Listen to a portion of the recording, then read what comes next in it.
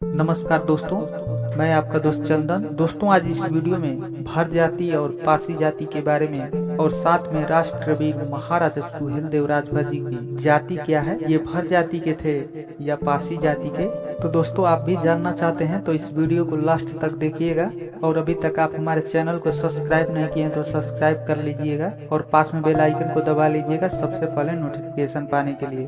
तो दोस्तों, चलिए वीडियो को स्टार्ट करते हैं। तो दोस्तों, सबसे पहले हम आपको भर जाति के बारे में जानकारी देना चाहता हूं। दोस्तों, भर भारत का एक जाति समुदाय है, इन्हें राजभर कहते हैं। भर मुख्य रूप से छोटे किसान का एक समुदाय है जो अपनी आमदनी में बढ़ोतरी हेतु मजदूरी भी करते हैं। दोस्तों, भर जाति के लोगों की भूमि स्वामित्व कम है, यह हिंदू धर्म को मानते हैं। इनका सांस्कृतिक आचरण अवध क्षेत्र के अन्य हिंदू समुदायों जैसा ही है।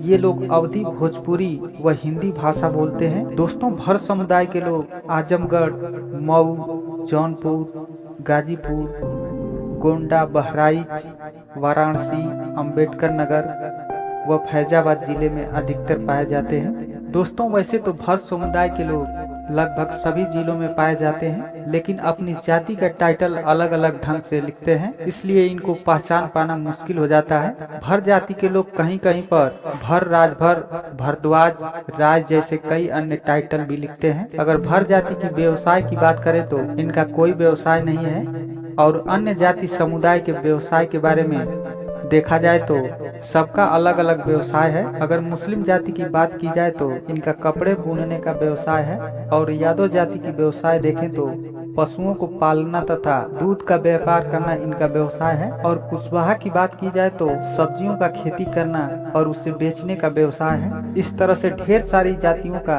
अलग अलग व्यवसाय है। तो दोस्तों, चलिए अब थोड़ा सा पासी जाति के बारे में चर्चा कर लेते हैं। दोस्तों, पासी जाति, जिसे ताड़ माली के नाम से भी जाना जाता है, उत्तर भारत में निवास करने वाली एक जाति है। वे लोग विमुक्त जाति में गिने जाते हैं और कुछ राज्यों में इन्हें अनुसूचित जाति के अंतर्गत रखा गया है। ये हिंदू और इस्लाम धर्म को मानते हैं। दोस्तों, पासी जाति के लोग अधिकतर बिहार, उत्तर प्रदेश, महाराष्ट्र और उत्तराखंड में पाए जाते हैं। दोस्तों, पासी जाति भी लगभग अन्य प्रदेशों में भी पाए जाते हैं, जैसे वैरासी, राजपासी, सरोज, रावत, बहुरिया, कैथवास व ताड़माली इत्यादि नामों से जाने जाते हैं। दोस्तों, अगर पासी जाति की व्यवसाय की बात की जाए तो पासी का पारंपरिक पेशा ताड़ी का दोहन है। और बिहार, उड़ीसा, दक्षिण एशिया में ताड़ी बेचना पासी का व्यापार है। दोस्तों, भर जाति और पासी जाति के बारे में आप समझ ही गए होंगे, लेकिन दोस्तों कुछ लोग कहते हैं कि भर और पासी एक ही जाति है, लेकिन दोस्तों ये गलत है। भर जाति अलग है और पासी जाति अलग है। दोस्तों, एक पोस्ट के मुताबिक पासी हिंदू और इस्लाम दोनों को मानते हैं और भर जाति सिर्फ हिंदू धर्म को मानती है। भर जाति का कोई व्यवसाय नहीं है और इनका व्यवसाय ताड़ी का दोहन है।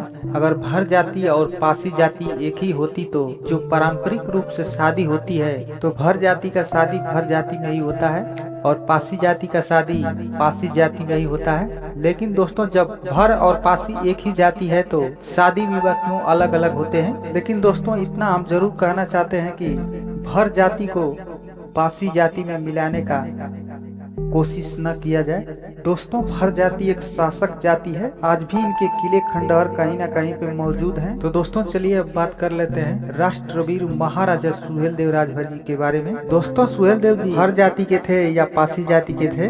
तो दोस्तों, राष्ट्रवीर महाराजा सुहेलदेव जी भर जाति के थे। दोस्तों, सुहेलदेव जी के भर जाति के राजा होने का प्रमाण अवध गजेटियर में मिलता है और मीरात ए मसूदी के मुताबिक सुहेलदेव जी को भर और थारू समुदाय से संबंधित किया गया है।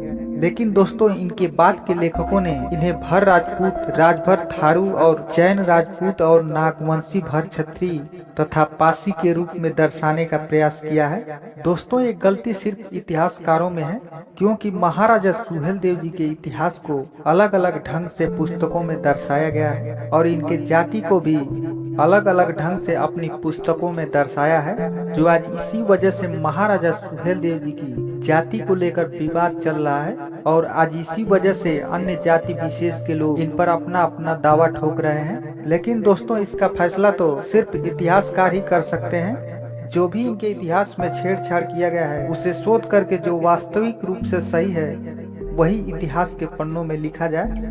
तो दोस्तों इस वीडियो में बस इतना ही।